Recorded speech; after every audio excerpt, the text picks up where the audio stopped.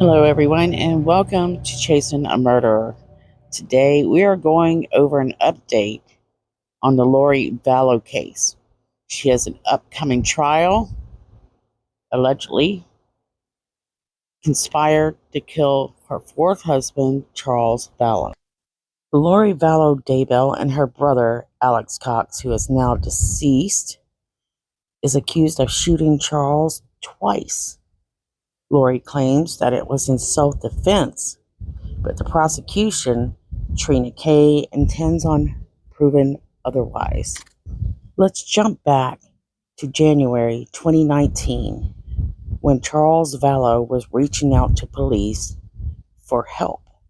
Lori Vallow had told him that she was a translated being.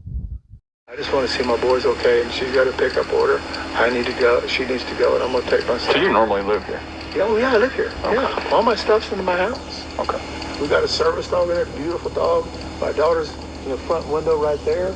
So let me ask you this. When you came back, why didn't you just go to the home? Because she told me not to come near it. All my stuff is gone. Okay. I'm not stupid. She could have done anything. Okay. I thought this would be the best way to do it. With what she's gone through and what Gabe witnessed with me on the phone today, I thought it was best to have her. She's psychologically, she's gone. Something's happened to her. How old is she? 45. 45. So if we talk to her, is she going to be able to have a rational conversation with her? Oh, she will. I'm sure she will. Okay. Yeah, She'll probably tell me I'm crazy, huh? Is that what you suspect? Probably. Okay. You're a dark spirit, but she's going to tell you. Okay. I'm a dark spirit. Gabe's with me. He's our bishop. He's a dark spirit. Whatever that means. You're evil.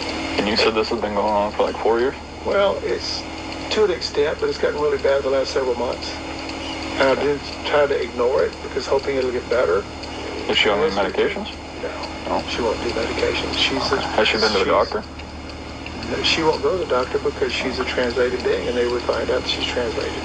She cannot be killed. She cannot die. And that's what she thinks? Yes. Okay. And she's been telling you that? Yes, and Gabe too. Okay. He heard this, not just me. This is I love her to death. This is killing me, officer.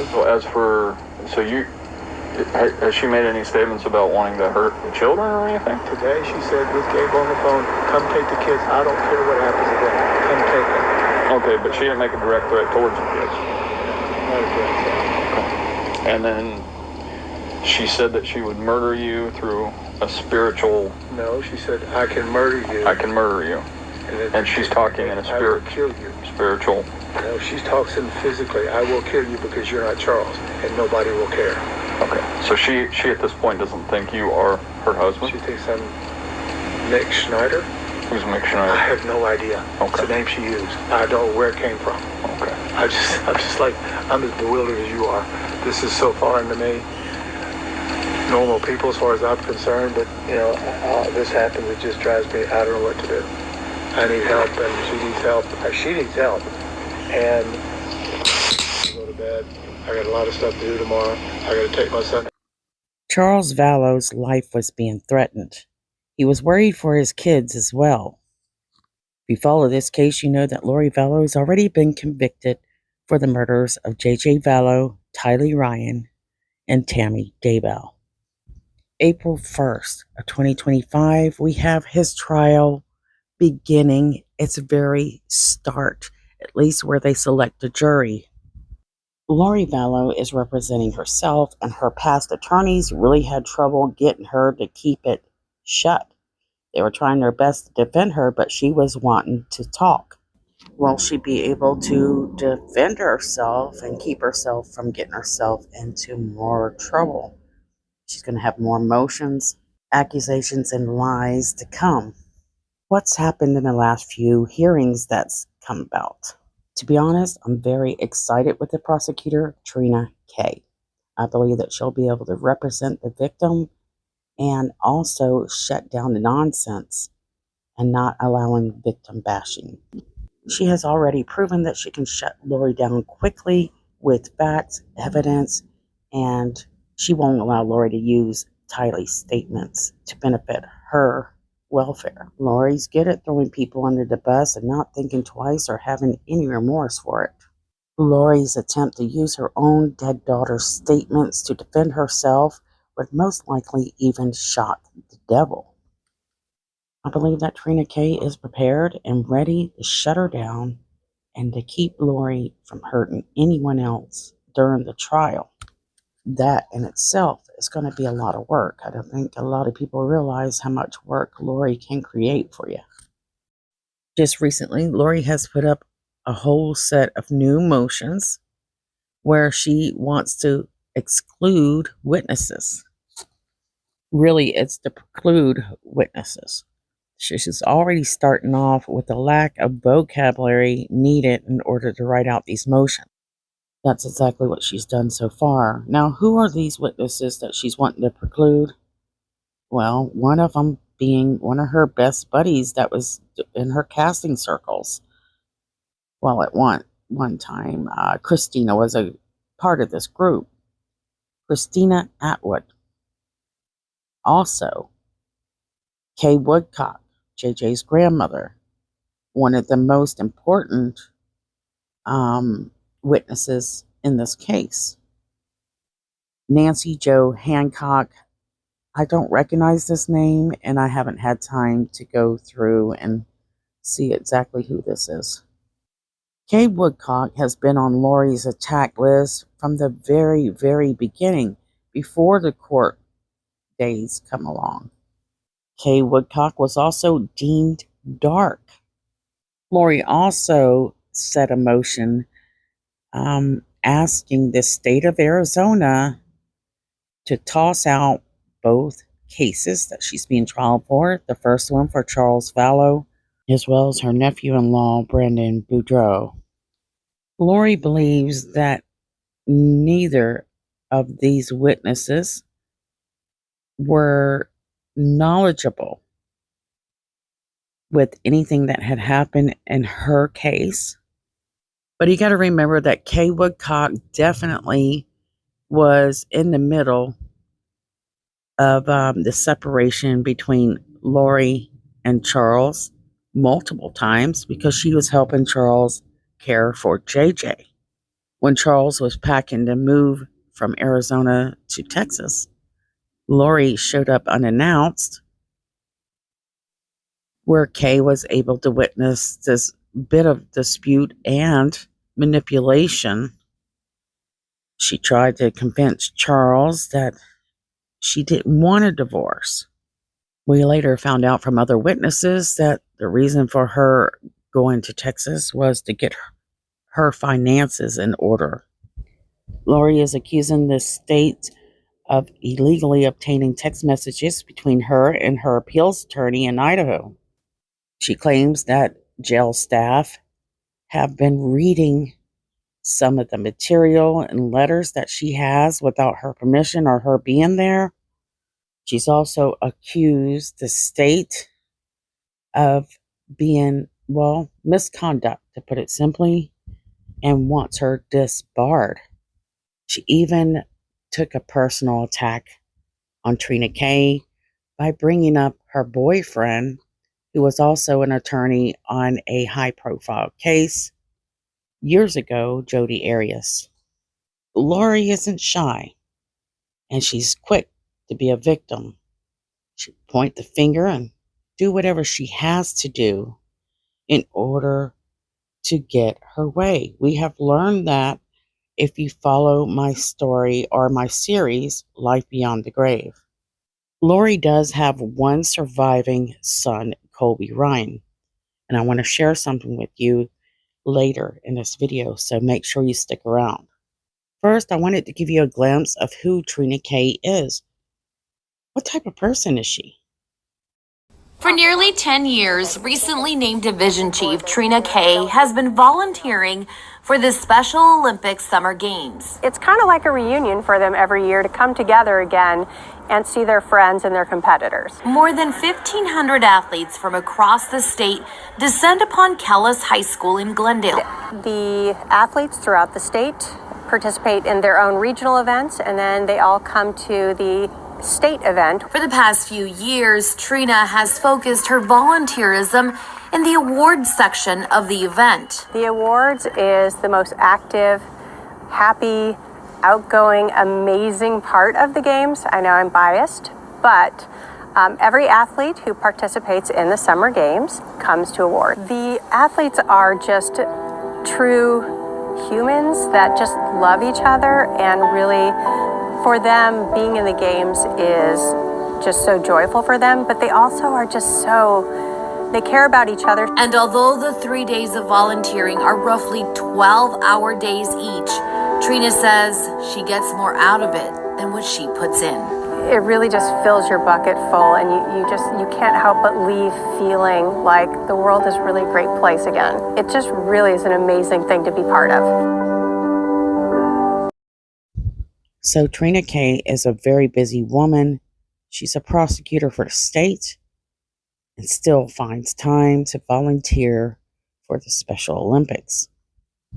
And Lori's main job as a defense for herself so far is to make this prosecutor look like she's malicious and that she's personally attacking her, instead of really kind of coming to terms to what has happened in this entire case, including her own 2 children are no longer here on this earth.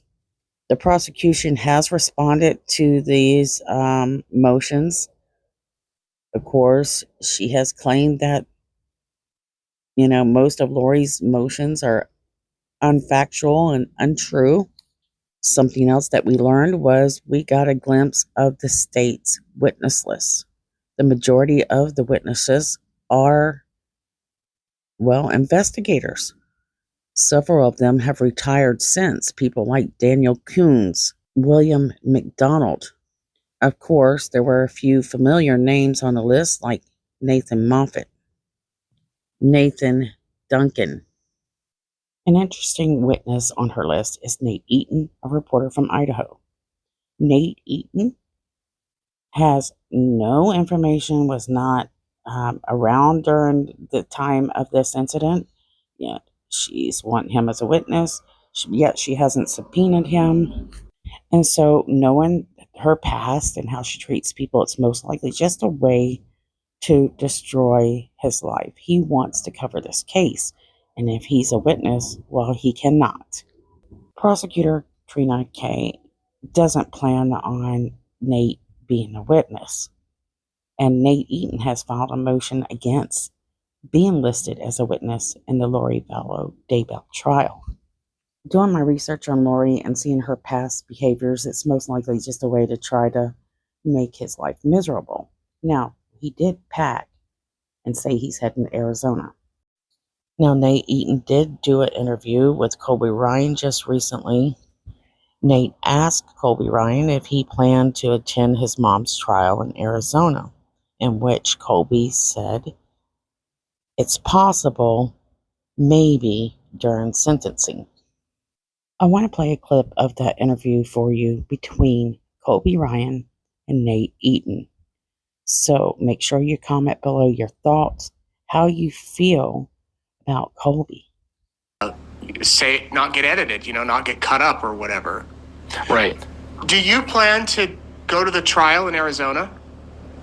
Yeah, I've thought about it a lot.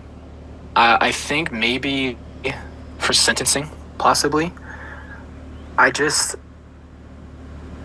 really complex, right? Because, yeah, I want to stand there for my dad's sake, but at the same time, I have to stand in the room with my mom, and I have to see her, and I have to listen to her talk. And I'll be honest with you, even though I talk about her on my channel, I don't want to listen to her talk and just ramble on and say the things that she says. So I think there's been a lot of thought process of when I'll go, and maybe that's the last time I ever see her. So that's kind of all the thoughts that I have going into it. I've said to myself probably one time, probably once. You'll go one day. Probably one day, yeah. Yeah. Depending on when that is. But you don't think you're going to be a witness or anything? I haven't heard anything. Some people are like, what's going on? I'm like, I have no idea. I've never been so out of the loop. And that's fine with me, because if they need me, they know that I'll be there for them. Not my mom, not Lori. They know that I will be there if they need me. But again, is it nice to also not have to go and do that all over again? Yeah, there's a relief to that. But they know if they need me. Like I said to everybody in Rexburg before, I'm here. I'll do that. But it's not like I want to. Right. What do you remember most about JJ and Tylee? Yeah, I mean, I think honestly, the thing I miss about them the most is just what they bring, their personalities, and just interacting with them, being able to even walk in the room and hear Tylee talk about her day, and being able to, like, I always think to myself, I would do anything for them to just be able to sit in this room and get to see their nieces and nephew and just be here and just have a life and do Christmas and watch Tylee grow up and get married. And what I miss about Tylee is her heart. And me and Tylee, again, I don't know how God orchestrated all of that, but we had started to get a lot closer in like the end of 2017 going into 2018. And it was just crazy because like our age gap was so vast of like where we are in life, and then all of a sudden we're starting to talk about life, and she's getting getting close to getting her driver's license, and we're doing like a therapy kind of thing where I'm talking to her about her life and she's opening up, and so like we're getting closer, and then that's just gone.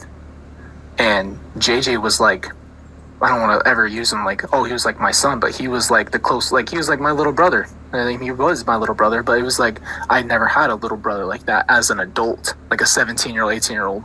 And so my love for him was very like protective, and I always saw myself playing sports with him and teaching him all these different things like a big brother, and having him be a part of everything that we did.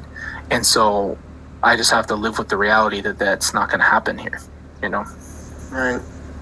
So you tell your kids about them? Yeah.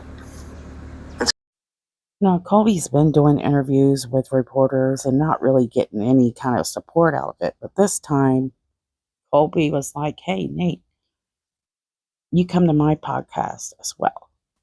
I know exactly how he feels. Many reporters have pretend to be a good buddy of his, when in reality, reporters are just there to get the scoop.